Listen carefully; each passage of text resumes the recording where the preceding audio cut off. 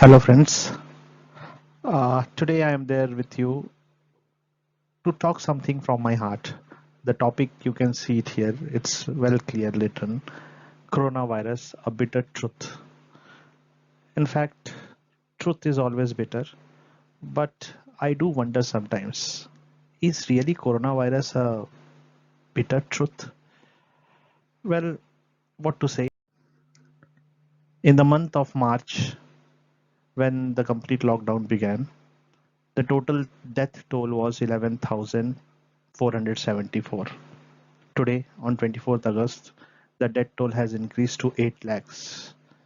Yeah, death is the ultimate truth, but this is not the way I want to encounter the truth. I don't want to see this figure around me, but sadly saying, this is the truth, a bitter truth of coronavirus. I do wonder whether this coronavirus is it really there around me, or it is something like I'm looking around me and I feel that yes, there is a fear. But is this fear a real fear, or it has been created by someone? I do wonder. When the lockdown began, the cities were made empty, people were asked to stay at home, streets were empty. And what was the death rate at that time? 11,000 people died in the whole world, not in India. Whole world we are talking about. And we were asked to stay at home. We were asked. We complied to that one. Yes, we stayed at home. But today, when the death toll is more than 8 lakh, we are asked that you can go out. Yes, you can do your daily work with some restrictions. Is it really? I do wonder what I am doing. I am following orders which seems vague to me. In the month of March, the schools were closed, saying that coronavirus is dangerous. It may affect the kids.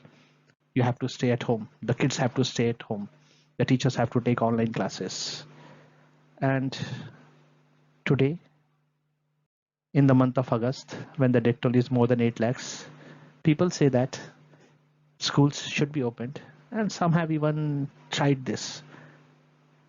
Yes, schools are opening and it will open very soon.